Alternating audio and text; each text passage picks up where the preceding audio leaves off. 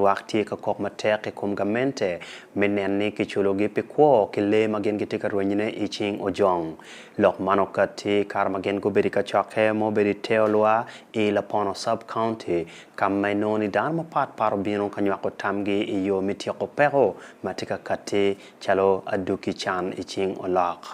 wanen matute ma aki bodla choj pawan luo TV mo kwede lok man way kingang man Jonisani ochakachon Pero pakor mo jong o dogo tek makidlok me chupone tika ngai wilua ka chil kilutela mi Yagago district. Mano wego gukwayo gamente ni uyenyo kid makiromo konyo kere kiluak makunu ichopo pero man. Kasto ucheng lagen won koma chel me teka rea ka Ket Paris ilapono sub county Yagago district. Wajoni kuopa luak tika marach kache gamente peukati kakonyo gi itikulok paolok. Lagu maja Puru waber kiret ahuba chelu no ret ti oriat wa kumbeti. Dana rio ti oriat kalong ti kiret maraja deda. Makor mo jwa yutimo. Now, wan ku beren wa ber kanya dong wa ti kiluor. Ne, ber wa kanya mor gamene ti ki chwak komwe ye ya keri peke. Wa ko chwin wa mo cha ko tawani kero nyo. Dugu wa gang kanya wa ti mo balwa mi dugu. Piluora yile pao jong magi mayo kwede kile weko luak guchako gwoko legi kama munchok iye wek le pe uruin dok ni mano weko tiji poro tika doko te piluoro lumirok kidma santa abedi dano me mwaka piera bijwia ngwen waju kany diang na ko bedene make jone ke kwanyo ki kaket kan ki chwale guru gen wan mele sap kanti madir mano guru madong la lachen kunu be civilian gwago ke ciela kul ko man yene wona tayar ma yene won diang yene ye burya kuleno miere burye pa wa penro ka kor mo jon bino yene be ke mi monya diye monya rio e kom dien mano ramali ciel monya rie ken ento civilian yene won diang buta tayar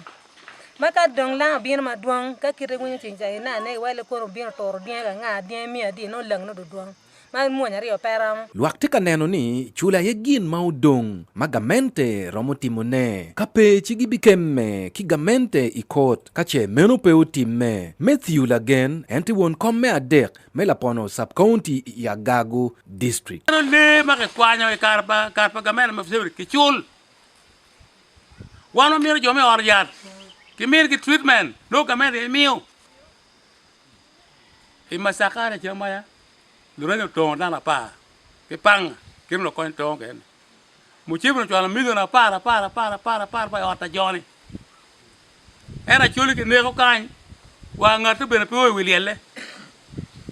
Kidmeno bene, Maurice Ochana la lopko LC5 me Yagago district wajoni kagamente degwinyu koro paluak chiu miero kitegi ipidu. Ti lawyers mo magenu katik chencha geu binu kere barra. Gen mer chwal gamente kot ma an bena bi beri ya chiel ngara chiel ma beri chaden me moko chaden ni karma jatia nekwa no nono kun montie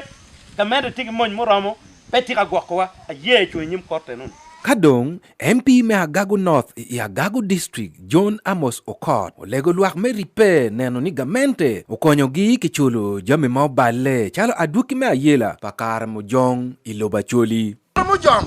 ta yelo kitgo kar mo jong ta yela gago kar mo jong ta yelo langi ngul wona la ero langi eni wala la duka ka ere kar mo jong ta yelo tesu kar mo jong ta yelo sibei kar mo jong ta yelo gien ke ken gi kin mi maraja deda ci dak no wan po ngaya wi yu weri ni yu weri mi ro yer kar mo jong ngaya no